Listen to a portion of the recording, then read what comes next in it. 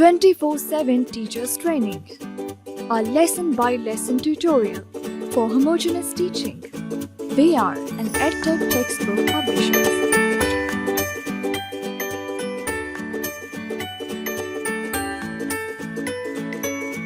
بسم اللہ الرحمن الرحیم. السلام علیکم محترم ٹیچر. سنو مین پبلشرز کی جانب سے خوش آمدید. یہ سیشن 5ویں جماعت کی اردو کے باب نمبر 12 پر ہے، جو کہ ایک نثری عبارت پر مشتمل ہے. عنوان ہے حلیمہ کا وعدہ. آئیے ایک نظر ڈالتے ہیں حاصلات تعلم پر. سبق کی تکمیل کے بعد طلبہ اس قابل ہو جائیں گے کہ متن کو تفہیم، درست تلفظ اور ادائی سے پڑھ سکیں.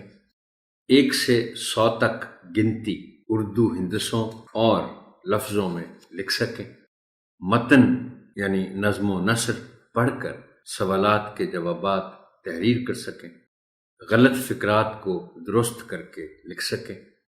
حروف عطف کا درست استعمال کر سکیں. جمع کو واحد اور واحد کو جمع میں تبدیل کر کے بتا سکیں یا لکھ سکیں. پہیلی سے لطف اندوز ہوتے ہوئے اس میں پوشیدہ دانش کو سمجھ کر بتا سکیں. جملوں کو زمانہ ماضی، حال اور مستقبل کے لحاظ سے تبدیل کر کے بیان کر سکیں یا لکھ سکیں. بچوں کو عبارت کے عنوان تک لے جانے کے لیے اور ان کی کتابیں کھلوانے سے پہلے آپ ایک موضوع تمہید اٹھائیں گے، عبارت کے عنوان کا اعلان کریں گے اور پھر کتابیں کھلوائیں گے. تمہید اٹھانے کے لیے درج ذیل نکات پیش ہیں، تاہم یہ حرف آخر نہیں ہیں. بہتر سے بہتر تمہید کے لیے آپ کی فکری جستجو جاری رہنی چاہیے. درج ذیل سوالات کی مدد سے تمہید اٹھائیں.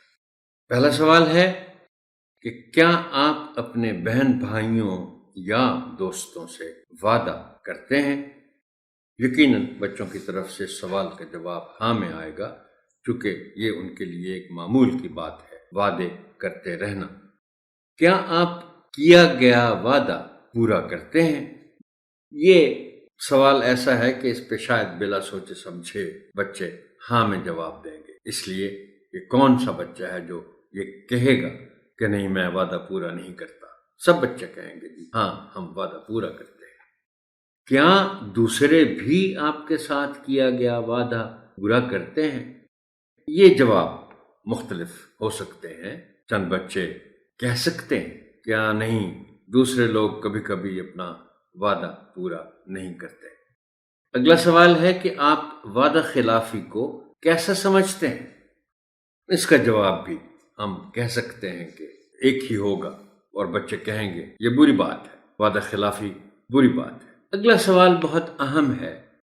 وعدہ خلافی کا بڑا نقصان کیا ہوتا ہے؟ یہ غالب امکان ہے کہ بچے کچھ دیر کے لیے سوچ میں پڑ جائیں گے.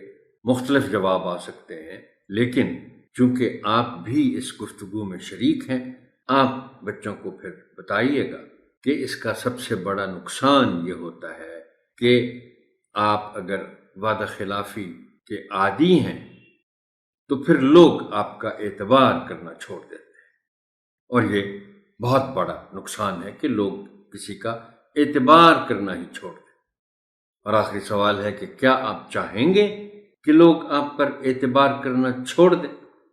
اس کا جواب یقیناً سب بچے یہی کہیں گے کہ نہیں، ہم نہیں چاہیں گے کہ لوگ ہم پر اعتبار کرنا چھوڑ دیں. درجہ بالا سوالات پر مبنی گفتگو کے نتیجے میں بچوں کو باب کے عنوان تک لے جائیں. تمہید کے بعد آپ بچوں کو بغور سننے کی تاکید کے ساتھ عبارت کی قرأت کریں. آپ کے لیے میں قرأت کرتا ہوں. حلیمہ کا وعدہ. دسمبر کا مہینہ تھا. کڑاکے کی سردی پڑ رہی تھی. راشد صاحب شام کے وقت دفتر سے گھر پہنچے. جیسے ہی وہ گھر میں داخل ہوئے، انہیں بیگم صاحبہ کے چہرے پر پریشانی کے آثار نظر آئے. وہ بغیر کپڑے تبدیل کیے اپنی بیٹی حلیمہ کے کمرے میں چلے گئے. حلیمہ کا جسم بخار سے پھونک رہا تھا. آنکھیں سرخ ہو رہی تھی.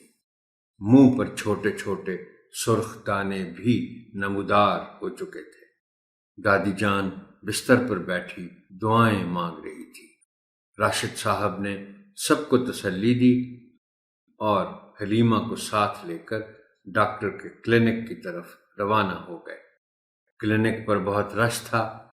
انہوں نے پرچی بنوائی اور اپنی باری کا انتظار کرنے لگے۔ باری آنے پر وہ حلیمہ کو لے کر ڈاکٹر صاحب کے کمرے میں داخل ہوئے۔ ڈاکٹر صاحب نے بخار چیک کیا اور دانوں کا معائنہ کیا۔ انہوں نے بتایا کہ حلیمہ کو خسرہ ہے۔ آج کل یہ موذی وبا بچوں میں تیزی سے پھیل رہی ہے۔ ڈاکٹر نے 1 ہفتے کا مکمل آرام اور دوا تجویز کی۔ راشد صاحب نے فیس ادا کرنے کے بعد میڈیکل سٹور سے ادویات خریدیں اور واپس آ گئے۔ دادی جان اور امی جان بڑی بے چینی سے انتظار کر رہی تھی۔ انہوں نے حلیمہ کو دوا کی پہلی خوراک دی اور بستر پر لٹا دیا۔ حلیمہ نے لیٹتے ہی بلند آواز میں رونا شروع کر دیا۔ دادی جان کے پوچھنے پر حلیمہ نے بتایا، ڈاکٹر صاحب نے مجھے مکمل آرام کا مشورہ دیا ہے۔ پچھلے ہفتے ماموں کی شادی تھی۔ چھٹیوں کا کام مکمل کرنے کے لیے میں نے اپنی دوست سے 2 دن کے لیے اس کی کاپیاں لی تھیں۔ میں نے وعدہ کیا تھا کہ 2 دن میں کام مکمل کر کے کاپیاں اسے واپس کر دوں گی۔ میری دوست مجھ سے ناراض ہو جائے گی۔ دادی جان سن کر مسکرائیں اور کہنے لگیں کہ فکر نہ کرو، تمہارا وعدہ ضرور پورا ہوگا۔ کل صبح تمہارے ابو فوٹو کاپی کروانے کے بعد تمہاری دوست کی کاپیاں اسکول میں پہنچا دیں گے۔ تم صحت یاب ہونے کے بعد اپنا کام مکمل کر لینا۔ حلیمہ دادی جان کی بات سن کر بہت خوش ہوئی اور بتانے لگی، کل اسکول اسمبلی میں استانی صاحبہ نے بتایا تھا کہ ہمارے نبی حضرت محمد رسول اللہ خاتم النبیین صلی اللہ علیہ وآلہ وسلم ہمیشہ اپنا وعدہ پورا کرتے۔ میری استانی صاحبہ نے یہ بھی بتایا کہ ہم سب کو حضرت محمد رسول اللہ خاتم النبیین صلی اللہ علیہ وآلہ وسلم کی تعلیمات پر عمل کرنا چاہیے۔ اسی لیے میں بھی اپنا وعدہ پورا کرنا چاہتی ہوں۔ دادی جان محبت بھری نظروں سے حلیمہ کو دیکھتے ہوئے اپنے دل میں خدا کا شکر ادا کر رہی تھیں کہ ان کی پوتی ایک ایسے اسکول میں پڑھ رہی ہے جہاں کے اساتذہ اپنے طلباء کی اخلاقی تربیت کا خصوصی اہتمام کرتے ہیں۔ اب طلباء سے باری باری عبارت کی قرأت کروائیے، مناسب وقفوں میں تلفظ کی درستی کیجیے اور صحیح تلفظ کی ادائیگی کی مشق بھی کروائیے۔ اس ضمن میں درج ذیل الفاظ آپ کی خاص توجہ چاہیں گے۔ پھونک، یہ لفظ محترم ٹیچر اس لیے اہم ہے، ویسے تو یہ لفظ اتنا عام استعمال کا نہیں ہے، لیکن اسے پھنک پڑھ دیا جاتا ہے۔ اس لیے ضروری ہے کہ جب بھی اس لفظ کو لکھا جائے تو پہ پھے کے اوپر پیش ضرور لکھ دی جائے اور نون پر جزم بھی دے دیا جائے تاکہ اس کو پڑھنے والے پھنک پڑھ سکیں۔ صاحب عام لفظ ہے۔ میرا اپنا تجربہ یہ ہے کہ ہم صاحب اور صاحب کے بیچ پھرتے رہتے ہیں۔ صرف یاد رکھنے کی بات ہے۔ میں بھی اس عادت کا شکار ہوں، کبھی صاحب پڑھ جاتا ہوں، کبھی صاحب پڑھ جاتا ہوں، لیکن یاد رکھنے کی بات ہے کہ اسے صاحب ہی پڑھا جانا چاہیے۔ ادویات، کچھ اس طرح کے الفاظ اصل میں ایسے ہیں جن میں یہ پر شد ہوتی ہے، تو ہم اسی خیال میں رہتے ہوئے ادویات کی یہ پر بھی بعض اوقات شد ڈال دیتے ہیں، اس کو شد کے ساتھ پڑھ جاتے ہیں۔ یہ ادویات ہے۔ یہاں سے برسبیل تذکرہ محترم ٹیچر مجھے یاد آیا کہ اس باب کے متن میں لفظ دوا استعمال ہوا ہے جو بہت صحیح ہے، اس لیے کہ ہم عادی ہیں لفظ دوائی کہنے کا. دوائی کوئی لفظ نہیں ہے، غلط ہے، ایسا ہونا نہیں چاہیے. ہم دوائی استعمال ہی نہ کریں. میرا مطلب ہے کہ ہم لفظ دوائی استعمال نہ کریں. تو لفظ صحیح ہے دوا، اور اسے پھر دوائیں یا ادویات جمع بنتی ہے.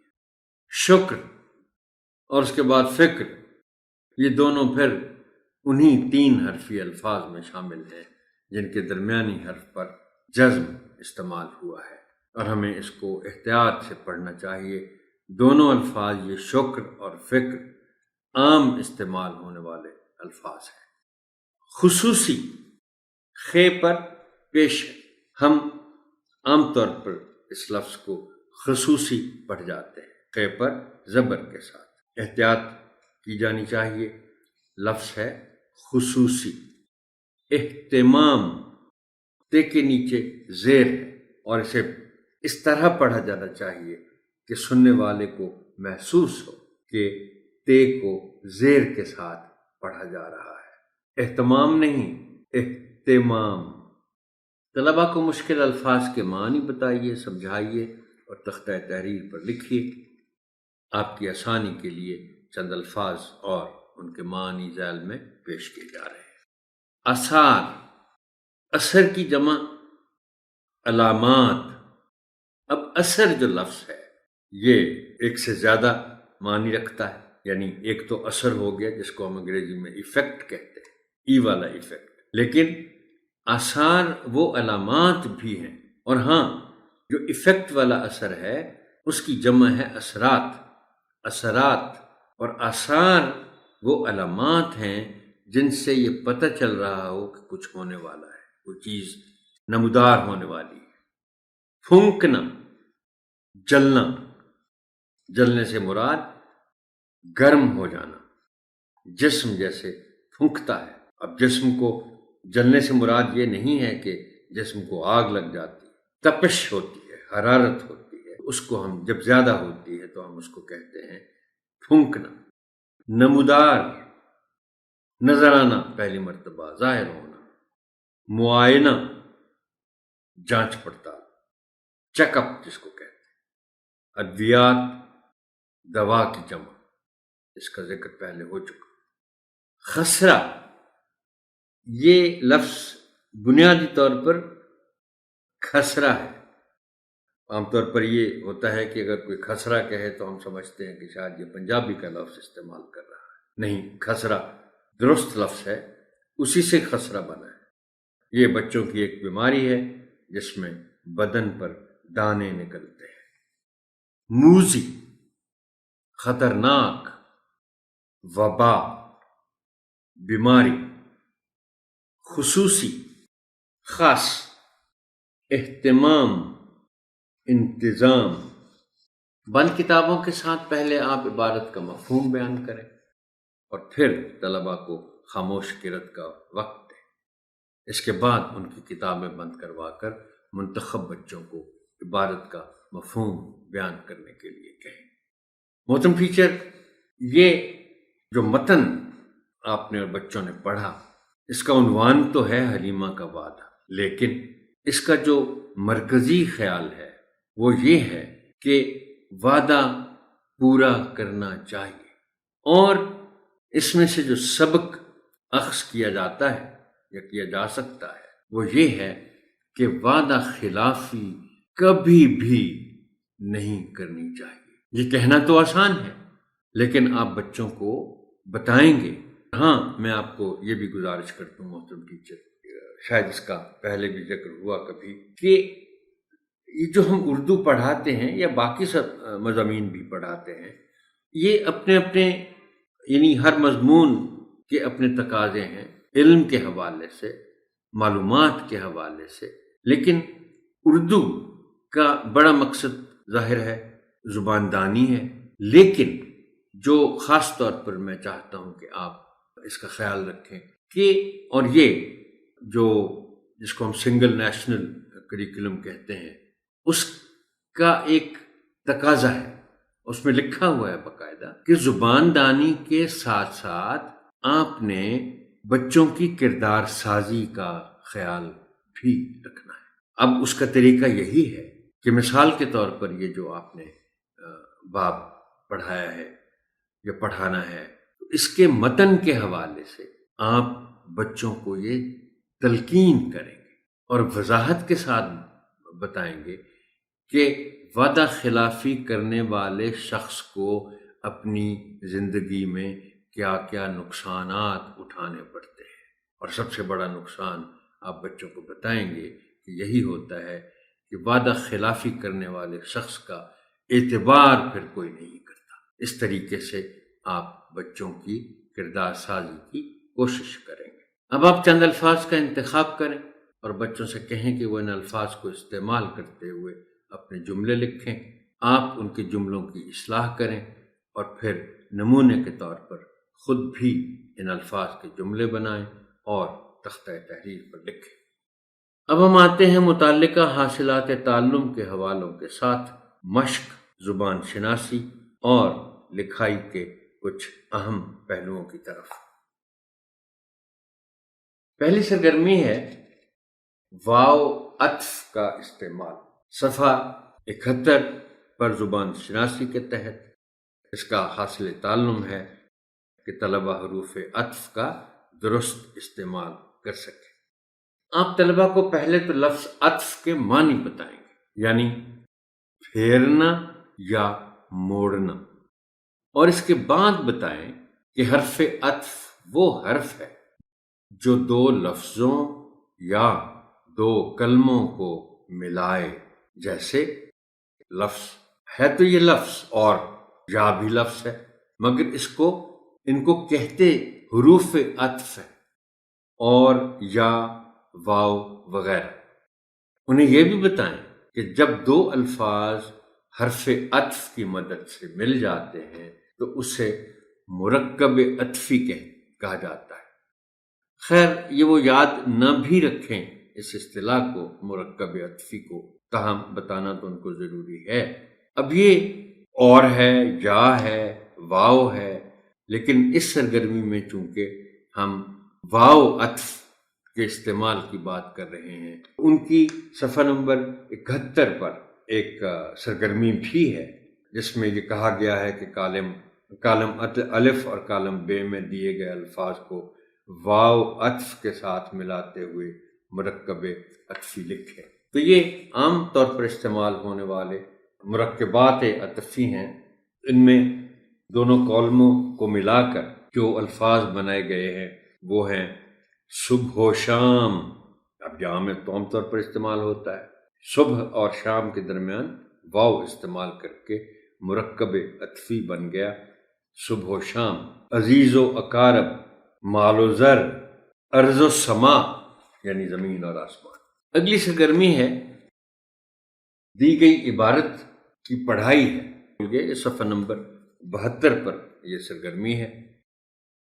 حاصل تعلم اس کا ہے کہ طلبہ متن کو درست تلفظ اور روانی سے پڑھ سکیں، اور اس عبارت کو پہلے آپ طلبہ سے پڑھوائیں اور پھر ان کے تلفظ اور زیر و بم کی اصلاح کریں۔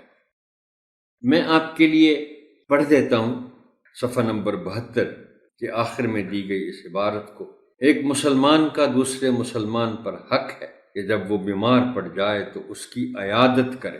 بیماروں کی دیکھ بھال کرنا، ان کی خدمت کرنا، ان کے علاج معالجے میں ان کی مدد کرنا بے حد ثواب کا کام ہے۔ بیمار کی عیادت کرنے سے اللہ تعالیٰ کی رحمتوں کا نزول ہوتا ہے اور اللہ تعالیٰ کی خوشنودی حاصل ہوتی ہے۔ ہمیں چاہیے کہ جب ہم بیماروں کی عیادت کے لیے جائیں تو پھل یا پھول ضرور لے کر جائیں، اور اگر ان کی کوئی مالی ضرورت ہو تو وہ بھی پوری کریں۔ نہ صرف یہ بلکہ اللہ تعالیٰ سے ان کی شفا یابی کے لیے دعا بھی کریں۔ آخری سرگرمی ہے محترم ٹیچر، وعدہ خلافی کے تجربے پر پیراگراف لکھنا۔ صفحہ نمبر 73 پر یہ سرگرمی ہے۔ حاصل تعلم اس کا ہے کہ طلبہ دیے گئے عنوان پر 10 سے 15 جملوں پر مشتمل مضمون یا پیراگراف لکھنا۔ لکھا ہے کہ وعدہ خلافی کے معنی بتائیں، اگرچہ ان پر اب تک واضح ہو چکے ہوں گے۔ پیراگراف کے عنوان پر مختصر تعارفی گفتگو کریں اور پھر طلباء سے لکھوائیں۔ اور گفتگو جب آپ نے کرنی ہے تو آپ نے بچوں کو سمجھانا ہے کہ بھائی وہ اپنی یادداشت سے کام لیں، یاد کریں کہ کیا ان کے تجربے میں یہ آیا ہے کبھی زندگی میں کہ کسی نے ان کے ساتھ یا انہوں نے کسی کے ساتھ وعدہ کر کے وعدہ خلافی کی ہو، تو اس تجربے پر انہوں نے پیراگراف لکھنا ہے۔ یعنی اگر انہوں نے کسی کے ساتھ وعدہ کر کے وعدہ خلافی کی تو پھر ان کا تجربہ کیسا رہا، جس کے ساتھ وعدہ خلافی کی اس کا رد عمل کیسا تھا، اور اگر کسی اور نے ان کے ساتھ وعدہ خلافی کی تو ان کے کیا محسوسات تھے، ان کے کیا جذبات تھے، کیا ان کے تاثرات تھے۔ تو اس قسم کے تجربے پر انہوں نے پیراگراف لکھنا ہے، اور جب وہ لکھ لیں تو ظاہر ہے پھر اس کی آپ جانچ کر لیں گے۔ یہ سیشن یہاں تک ہی محترم ٹیچر، آپ کی سماعت کا شکریہ۔ اللہ حافظ و ناصر۔